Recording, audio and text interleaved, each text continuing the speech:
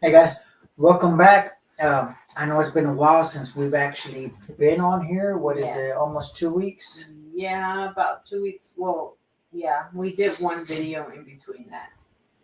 We did. In the Oh yes, we yes. did. Yes, we did. So, so here we are.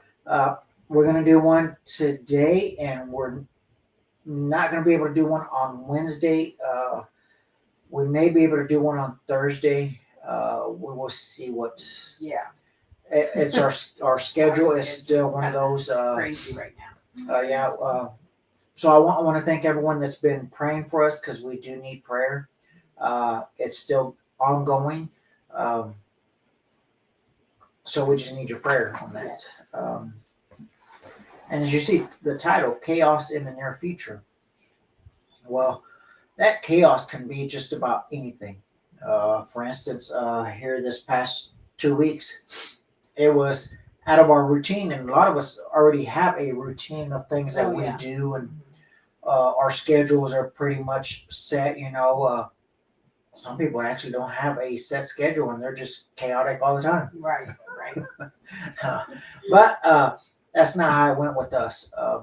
And we will be giving a testimony on that as things progress, as it gets completed, as we know for sure 100% of the outcome. Mhm. And we're going to explain some things and expose some things in the medical field. Uh, there's a lot to say. And in fact, I was having a discussion earlier with someone else about that. That his wife is a nurse, and there's a lot of exposure that needs to be done. Um, but that's a whole different topic, and we'll get into that as soon as we get more of a status that everything is 100% good and everything is going good. Yeah. So keep a lookout, for updates on that. Uh, And again, very much appreciate all the prayers and everything that everyone's doing. Keep doing it, because prayer is number one. yes, it is. Definitely. Number one before anything else. Uh, so, guys, as you see, chaos in the near future, and we're talking about like in the very near future. We're not talking about years from now. Right. We're not even talking about a year from now. We're talking about it's around the corner. Yes. The stage is being set. You just look around you. People are so upset. It's like a fuse is lit, and it is just traveling until it explodes. You've heard, and in fact, I should have got those articles and videos, and I didn't. Uh, you heard about that drive-through? I forgot which fast food it was, but the person working the drive-through got upset at someone else, at a customer that drove by to get their food, and ended up shooting them. Uh, just think about that. Did you hear about that lady that got upset that someone honked at her? So she got out of her vehicle and then went and shot the guy and killed him. It's just people are so angry, and they might not even know why. Right. But some of them are angry because of finances. Some of them are losing their jobs. Uh, just the reports that they're hearing, constant bad things that are being distributed out through social media. It's a constant, uh, how would you say, sky is falling. Hmm. Uh, but what I'm about to share with you is what is actually going on so you can see what we're talking about. So if you can give me number one, we'll start with that one. And we've actually fallen behind the curve of everything that's going on because we've been so busy with what has been going on in our life, and that's why we haven't been on social media and stuff. I've been trying to keep up with our Facebook.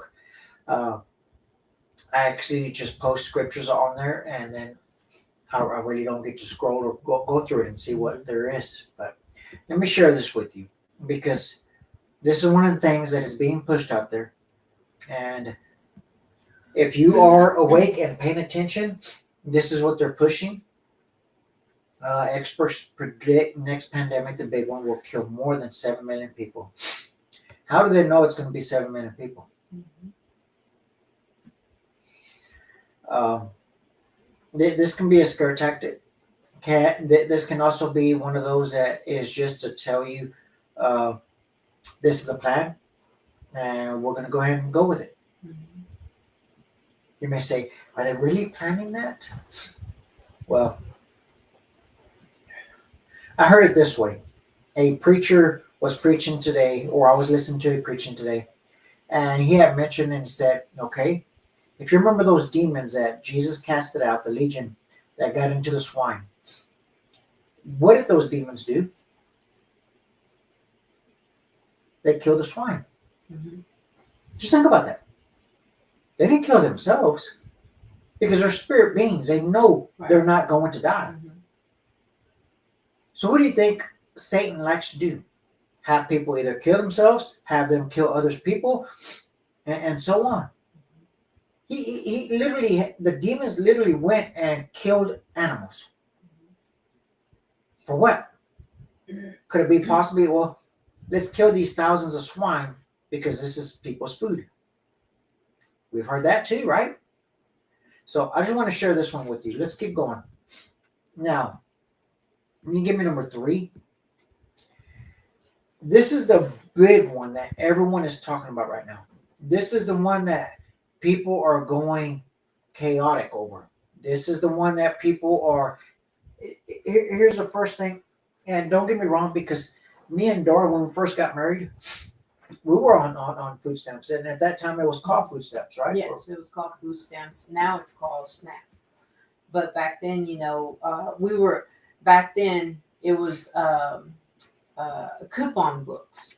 You had vouchers, and you had $5, $10, $20 vouchers, and they would give you a little coupon book. And when you would go, pay, you literally like paid with some type of. It looked like money, but it said $5, $10. Kind of look like Monopoly money. Yeah, something like that. But you literally had, the coupon book, and that's how you would pay for your It food. was actually more difficult back then because you literally had to count to what it was compared to today. I think it's a card. I think that they give a card Yeah. and they do it that way. So look at what people are saying. ABT food stamps recipients are organizing a mass theft event. We're going to stick together. November 3rd at 6:30, we're going to Walmart. We're going to Walmart, and at 7:30, well, first of all, oh my gosh, I can say a lot about this. The grammar. I was there once, and my grammar was just like that. But I wanted to get out of it. I didn't want to stay. Mm-hmm. This is our first mistake. If any person relies on the government for support, that's your ultimate mistake. It should not be that way. If you're relying on the government to help you, you're putting yourself in a bad spot. Mm-hmm. And this is what's happening right now. These people have put themselves in a bad spot when in fact it was supposed to be the church from day one that is supposed to help the people. That's right. That's right. Now, there's a method that should be set in place to help people, and that is you're going to work for the help. It's not going to be handed to you unless, of course, you're fully disabled. And I'm talking about fully disabled, you're in a wheelchair and you can't do anything.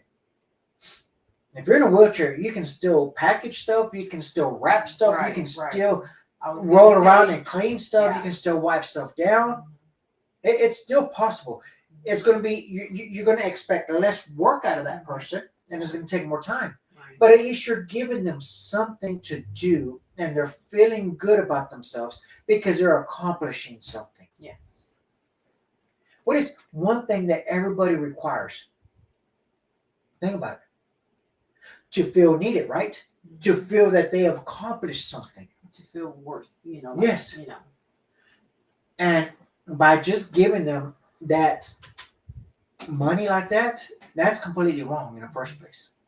Do we have family members that are still doing that? Absolutely. We know people that show up with that SNAP stuff and they're driving brand new cars. They're living in fancy homes. They're wearing fancy clothes. When us that actually work don't have the SNAP stuff, don't have fancy cars. We don't have a fancy home. We don't have fancy clothes. Right. We don't have fancy shoes. No, we have old stuff. So think about this. And as you can see, it's over 4,700 comments. 4,700, yeah. And 723 shares. What does that mean? People are literally, here's the next thing. People are actually falling for it and saying, sure, let's get to it. Let's all get together. Just think about that. Remember what we said at the very beginning. He who controls the food controls the population. That's right. And this is a very, very good example of that, because what was it? 4.7 thousand. 4.7 thousand comments. And this is one that was done earlier. So I don't know how many more thousand comments are now on it. Right. And it's like, people are already anticipating, because somebody, because they've said this is what's going to happen. They're falling for the scam. Exactly. So these people are going to be hitting the Walmarts or whatever stores they have on there, and they themselves are going to be destructive, when really, if they would just, they're going to be part of the problem. be exactly part of And the we problem. can't be part of the problem. We have to be the solution. Mhm. And I'm not talking about that we should go just give them stuff. No, because I just explained it. Yeah. Now, we are supposed to go out there and see if we can help the elderly. You have parents, you have grandparents. Go out there and see if they need help. I'm telling you, we found that out too. But I won't get into that. So let's keep going. Now, we said chaos. If you can give me number 4, and I want you to see this, because the Bible clearly says in the last days it's going to get rough. Now, you're going to see this video. We have about 3 videos, and we're going to share with you. So listen to this video, and this is going on. I mean, what are people thinking? This is just pure evil. This person is an evil person. Is on the loose. Police say he has attacked 3 men so far in Brooklyn. Yeah, we're told that one of the attacks happened on a Q train. Eyewitness News reporter Jaysha Patel joins us live in Flatbush with the latest on this. And Jaysha, it appears that all these attacks were random. Yeah, Pedro and Charlene, good morning. That's right. They do appear to be completely random, unprovoked. So people are definitely on high alert. And police are still looking for this suspect this morning. So this is very important. They are asking for the public's help to find this suspect who slashed 3 different men in the face at 3 different times over the weekend. This is a picture of the suspect on your screen. Police say he is approximately 6 feet 2 inches tall, and he was last seen wearing a black jacket, a beige hooded sweatshirt, black shorts, and white sneakers. He also had a black face mask on and a black and gray bag. We know that the first attack happened Saturday morning, and the victim was sitting on a northbound Q train approaching the Cortelyou Road station. The second attack happened later that day at night, Saturday night, just before 10 p.m. on Foster Avenue and New York Avenue here in East Flatbush. Then the third attack happened yesterday on Sunday, just before 7 a.m. on Newkirk Avenue in East Flatbush. We know that all of the victims were men, and in each case, they were slashed on the left side of their face. We also know the victims are 37, 53, and 56 years old. Back out here live, the good news is all of those victims were taken to the hospital in stable condition. They are expected to be okay. But again, police are still searching for the suspect. So if you have any information, contact police immediately. Live in. Remember, anytime somebody starts a serial type of event, it doesn't de-escalate. It escalates. Yes. What I mean, it's going to get worse. If this guy is not stopped, he's going to start getting worse about it. It's not just going to be a slice. It'll be worse than that. You know the saying, $1.50 stops it? Just think about that. $1.50 will stop that real quick. So let's keep going. Let me show you, if you can give me number 2. again, it's like you're almost speechless because you're asking, how can people truly believe what you're about to see right now is a solution instead of a beginning of a larger issue? Because if this is allowed, it's going to grow massive. We'll play this one twice so you can get the whole point. We stand for, my friends. We are going to freeze the rent for more than 2 million rent-stabilized tenants and use every resource at our disposal to build housing for everyone who needs it. We are going to eliminate the fare on every single bus line and make what are currently the slowest buses in the nation move around this city with ease. And we are going to create universal childcare at no cost to parents, so New Yorkers can raise their family in the city they love. Together, New York, we're going to freeze the... Together, New York, we're going to make buses fast and... Together, New York, we're going to deliver universal... We will make our city one where every person who calls it home can live a dignified life. Here is what we stand for, my friends. We are going to freeze the rent for more than 2 million rent-stabilized tenants and use every resource at our disposal to build housing for everyone who needs it. We are going to eliminate the fare on every single bus line and make what are currently the slowest buses in the nation move around this city with ease. And we are going to create universal childcare at no cost to parents, so New Yorkers can raise their family in the city they love. Together, New York, we're going to freeze the... Together, New York, we're going to make buses fast and... Together, New York, we're going to deliver universal... We will make our city one where every person who calls it home can live a dignified life. Here is what we stand for. Okay. Economics 101. There's no such thing as anything for free. Someone has to pay for it. Yes. It's either going to be you or I is going to pay for it. Someone has to pay for it. So if I get something for free, for instance, if I'm going to get free rent, who's going to pay the owner of that property where I'm living at for free rent? Are they just going to confiscate that from that owner? Or are they going to tell that owner, guess what? You're just going to have to suck up the mortgage because you still have a mortgage on the property. You're still going to have to pay the property taxes, but you're not getting any rent from this person. Think about it. Free buses. Who has to pay for it? See, Right. The city's going to pay for all that, right? Mhm. So who's going to pay for it? Taxpayers.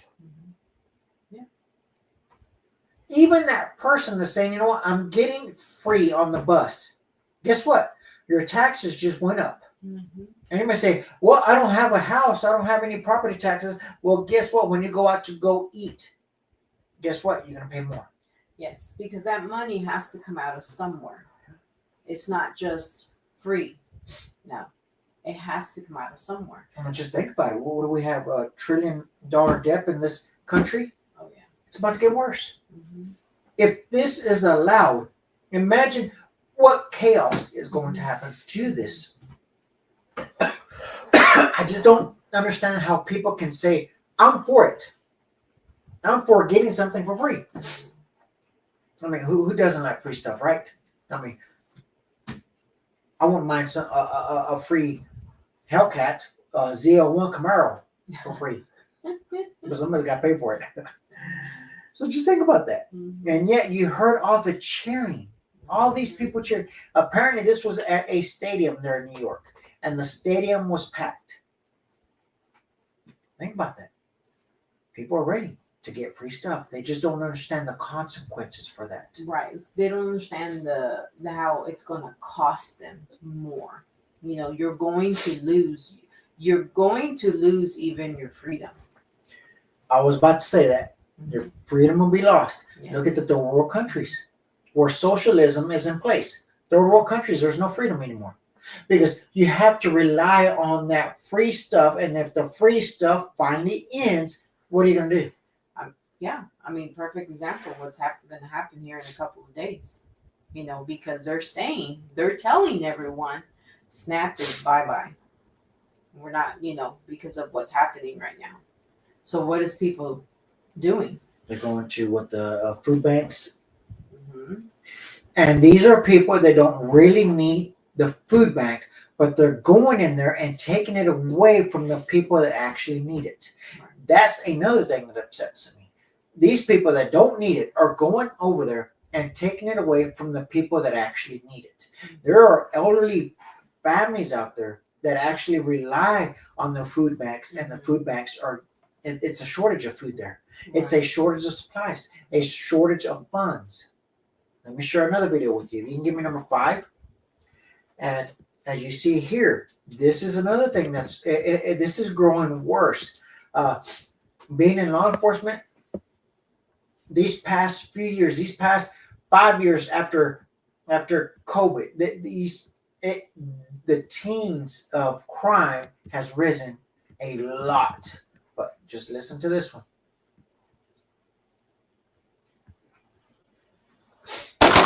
They didn't come over here to send no message. They came over here to kill my husband. A threat gone too far. That's how Erica and Jesus Negrete described the shooting their family survived. It started with my son. We ended up getting his report card. He was missing 4 credits. We asked him, to do the dishes, and he started slamming stuff. And from there, that was the first time he had made a threat towards my husband, saying that he was going to put a bullet in his forehead. That was the first threat Erica says her 16-year-old son made to his stepfather Jesus back in June. The second came on August 24th. She says her son posted a photo of a loaded magazine on social media. On the top of the bullet was my husband's name. Hours later, in the early morning of August 25th, Jesus reached out to the Bexar County Sheriff's Office to file a report about the threats. A deputy visited his home around 1 a.m. and left about 40 minutes later. It was at 3 a.m. the gunfire began. Once my wife started screaming, I told her, get down. And all I could remember just the kids. So I was laying over there and I ran this way and I just completely fall right here. Erica and Jesus were home with 3 of their children. No one was injured. It needs to stop. The gun violence needs to stop. An affidavit alleges their son and 3 others were involved in the planning of the shooting. In this video from the doorbell camera, we can only see 3 people firing weapons. But of the 4, only one of them is over the age of 18. Now we've learned his name is Benny Garcia, and he's facing a 3rd-degree felony charge of deadly conduct, discharging of a firearm. BCSO says it cannot release information to us for people under the age of 18. That's part of the reason why this family is coming forward. They had no remorse that the whole family was inside. The shooting happened almost 2 months ago, but the scars are still here.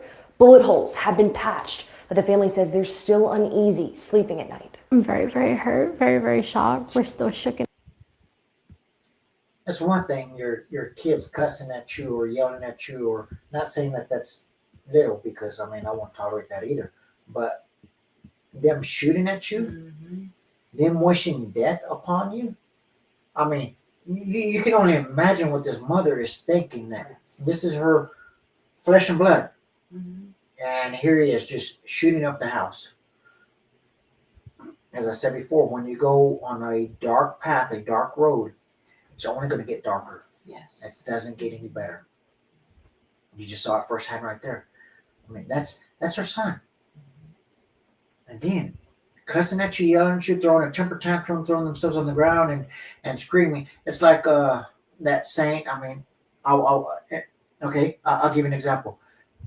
When if your child ever threw themselves on the ground, did a temper tantrum as you were shopping, would you throw yourself on the ground and do the temper tantrum with him too? Of course not. You would discipline him, right? Yeah, right. But then there comes an age where you don't discipline them anymore, right? Because there's a certain age where they leave the house or whatever. You don't discipline them. But yet you don't go ahead and conduct yourself in the same manner as them. So of course these parents are not going to go over there and shoot up their place, right? You don't put yourself in that level. But you can only imagine what this mother is thinking. This child had to come forward and say, yeah, this is my kid, ended up shooting my house. He didn't care if I was there. He didn't care if he would have killed me. I'm telling you, chaos is it's building up. Yes. It is building up. As you see the food stamps, you see the food shortages, you see the farmers there. Have you seen the amount of farmers have filed for bankruptcy? So where's the food going to come from? Yeah. Yeah, that's a very good question. You have to get ready. You have to sit down, talk to your family, say, okay, what can I do to prepare our families for what's coming? How do I prepare? What's the best way I can prepare with the resources that I have? You have to ask yourself that question. You have to prepare mentally. And the most important, you have to get in prayer. You have to get in prayer. Why? Because the Bible clearly states that it's going to get worse, not better. So I just want to share this with you. Chaos in the near future, because it's just around the corner. It's just around the corner. Yes. Yes. Well, guys, thank y'all for joining us. Again, we will keep you updated. Thank you again for your prayers. Very much appreciated. And again, keep praying. We will update you as soon as we have the 100% of the outcome, the full report. Definitely. Keep up with subscribing and following, sharing our videos as well. We are also, switching over to that new channel on YouTube. So we'll try to keep you updated. There's a lot going on right now. So just stay tuned, and we will try our best to just be patient with us. Yeah, just be patient. And we will, get back on schedule as soon as possible. But again, thank y'all. Have a great rest of your day, and we will see you on the next video.